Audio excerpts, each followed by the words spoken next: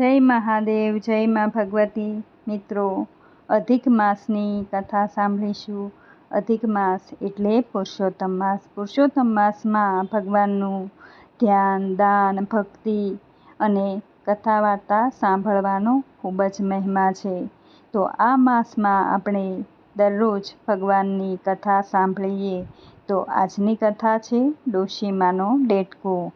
મિત્રો, કથાને સાંભળતા પહેલાં ચેનલને સબસ્ક્રાઈબ જરૂર કરજો, કથાને એક લાઈક જરૂર કરજો અને કોમેન્ટમાં જય ભગવાન વિષ્ણુ લખવાનું ભૂલશો નહીં.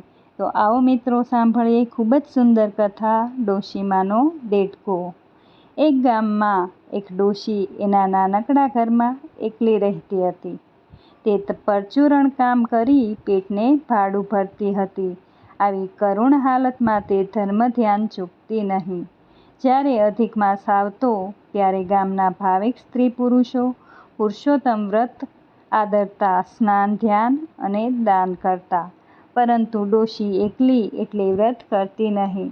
ઘરમાં કામ કરવાવાળું કોઈ નહીં એટલે તે જીવ બાળીને બેસી રહેતી.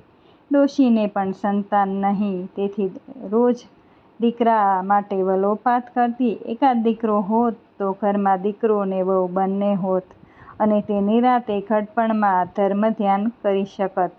એક તો તેનું ઘડપણ બગડ્યું હતું. પુરુષોત્તમ માસમાં ડોશી રોજ પુરુષોત્તમ ભગવાનને પ્રાર્થના કરતી, હે ભોળાના ભગવાન, મારું ઘડપણ સુધરે એવું કંઈ કરો. પુરુષોત્તમ ભગવાને ડોશીની પ્રાર્થના સાંભળી ડોશીનું દુઃખ ફેડવા અજબ લીલા કરી. એક વેળા ડોશીની હથેળીમાં મોટો ફોલ્લો થયો એટલે રાંધતા અને ઘરકામ કરતાં બહુ તકલીફ પડતી.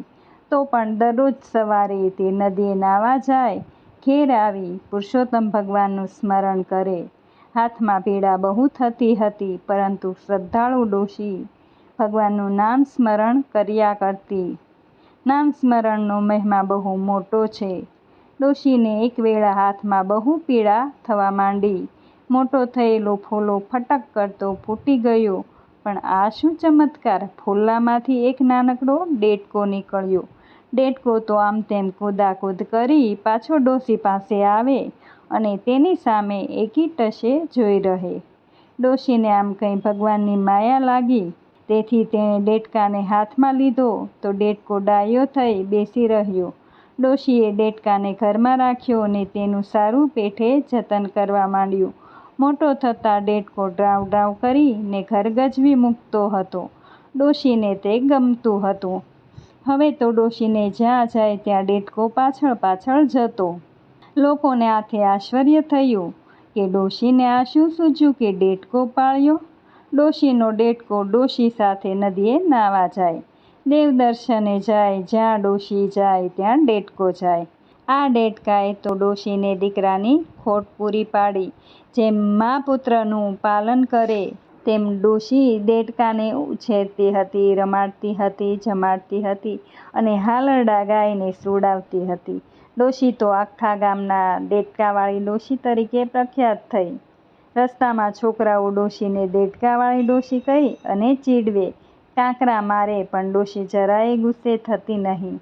પુરુષોત્તમ માસ હવે પૂરો થવા આવ્યો. ડોશી નાય ને ડેટકો પણ નાય, પરંતુ ડેટકાના સ્વરૂપમાં પુરુષોત્તમ ભગવાન હતા.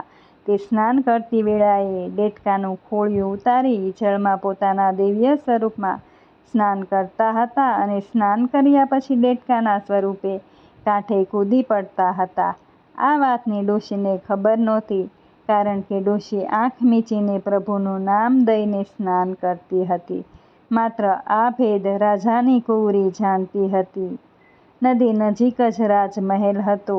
કુંવરી રોજ સવારે ઝરૂખામાં બેસતી ને લોકોને ભક્તિભાવ જોઈ તે દરરોજ ડેટકાને નદીમાં પડતી વખતે દિવ્ય સ્વરૂપમાં જોતી ને થોડી વાર પછી ડેટકો બની ગયેલો જોતી હતી. તેથી તે નવાઈ પામી હતી. ડેટકામાંથી એવો દેવાંશી પુરુષ પ્રગટ થયો હતો કે તેને જોતાં જ મોહ ઉપજે. કુંવરી પણ તેના પર મોહિત થઈ હતી. તેણે તો હાથમાં જળ લઈ લીધું કે હું એ જવાન સાથે લગ્ન કરીશ, નહીંતર જીવનભર કુંવારી રહીશ. રાજા રાણીએ એકવાર કુંવરીને લગ્ન કરવા વિશે પૂછ્યું તો કુંવરીએ કહ્યું, મારે તો કોઈ રાજા કે રાજકુમાર સાથે લગ્ન કરવા નથી, હું તો ડોશીના દેડકા સાથે લગ્ન કરવાની છું. રાજા રાણી મૂંઝાઈ ગયા. હવે કરવું શું? તેમણે દીકરીને બહુ સમજાવી, પરંતુ હઠીલી કુંવરી એકની બે ન થઈ. રાજાએ બીજે દિવસે પ્રધાન મારફત દેડકાવાળી ડોશીને મહેલે બોલાવીને કહ્યું, હે માજી, તમારા દેડકા ઉપર મારી કુંવરી મોહી પડી છે, માટે તમારા દેડકા સાથે મારી કુંવરીનો વિવાહ કરો. ડોશી ગભરાઈને બોલી, મહારાજ, ગામવાળા મારી મશ્કરી ઉડાવે છે ને તમે પણ અન્નદાતા મારી હાંસી ઉડાવો છો, અને દેડકા સાથે કોઈ દીકરી પરણાવતું હશે ખરું? રાજાએ કહ્યું, ડોશીમાં, મારી કુંવરીની ઈચ્છા તમારા દેડકાને પરણવાની છે, માટે તમે હા ના કર્યા વગર વેવિશાળ કરી નાખો. રાજા જેવા રાજાનું માન ન રાખે તો ડોશીનું આવી જ બને. તેણે રાજકુંવરી સાથે દેડકાનું વેવિશાળ કર્યું. તે રાત્રે લગ્ન પણ નિર્ધાર્યા. ડોશીને દીકરો ન હતો, પણ તેણે દીકરાની જેમ પાળેલો દેડકો વહુ લાવવાનો હતો, અને તે પણ રાજાની કુંવરીને પરણવા જવાનો હતો. તેથી ડોશી હરખઘેલી બની ગઈ હતી. પાડોશીઓએ આ વાત જાણી તો હસવા લાગ્યા, પરંતુ રાજાની કુંવરી જાણી જોઈને દેડકાને પરણવા માંગતી હતી, એટલે તેમાં કંઈ ભેદ હોય એમ સૌને લાગ્યું. લોકો કહેતા, કોઈ દેવાંશી પુરુષ દેડકાના સ્વરૂપે રહે છે, તેના અસલ સ્વરૂપને કુંવરી જોઈ ગઈ હોય તો આમ બને. ડોશીના દેડકાને તો ગામમાં સનસનાટી ફેલાવી દીધી. સાંજે ડોશીનો દેડકો પરણવા જવાનો છે તે વાત લોકોએ જાણી એટલે સાંજ પડતા તો પુષ્કળ માણસો ડોશીના ઘર આગળ જમા થઈ ગયા. ડોશીએ ઢોલી મંગાવ્યો હતો, એક શણગારેલો ઘોડો પણ મંગાવ્યો હતો. તે આવી જતા ડોશીએ દેડકાને ઘોડા પર બેસાડ્યો ને તેને વાજતે ગાજતે મહેલે લઈ ગઈ. ત્યાં દેડકા સાથે કુંવરીના લગ્ન વિધિપૂર્વક થઈ ગયા.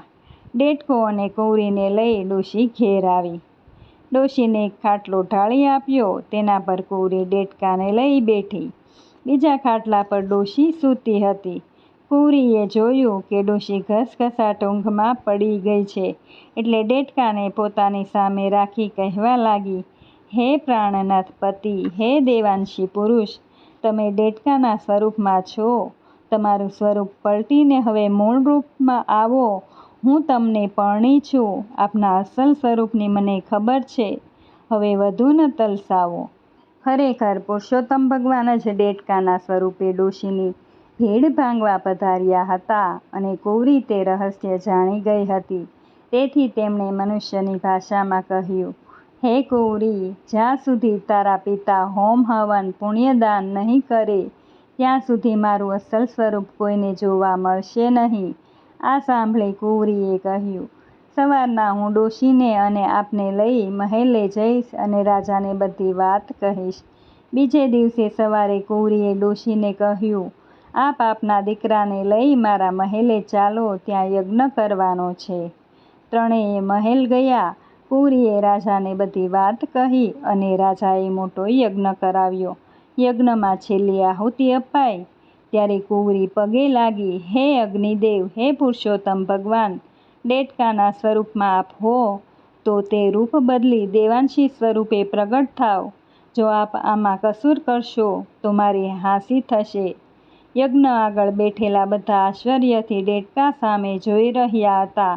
એવામાં આકાશમાંથી દેડકા પર પુષ્પો વરસવા લાગ્યા, અને પુષ્પના ઢગલામાંથી દેવાંશી સ્વરૂપે પુરુષોત્તમ ભગવાન પ્રગટ થયા. બધાએ પુરુષોત્તમ ભગવાનનો જય જયકાર બોલાવ્યો.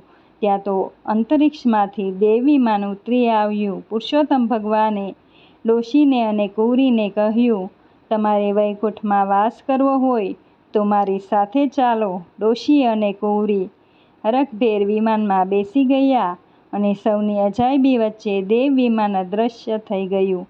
પુરુષોત્તમ વ્રતના પ્રતાપે ડોશી અને કુંવરીનો વૈકુંઠમાં વાસ થયો. હે પુરુષોત્તમ ભગવાન, તમે જેવા ડોશી અને રાજકુંવરીને ફળ્યા, તેવા અધિક માસમાં પુરુષોત્તમ વ્રત કરનારને અને વ્રત કથા વાંચનાર તથા સાંભળનારને દરેકને ફળજો. જય પુરુષોત્તમ ભગવાન.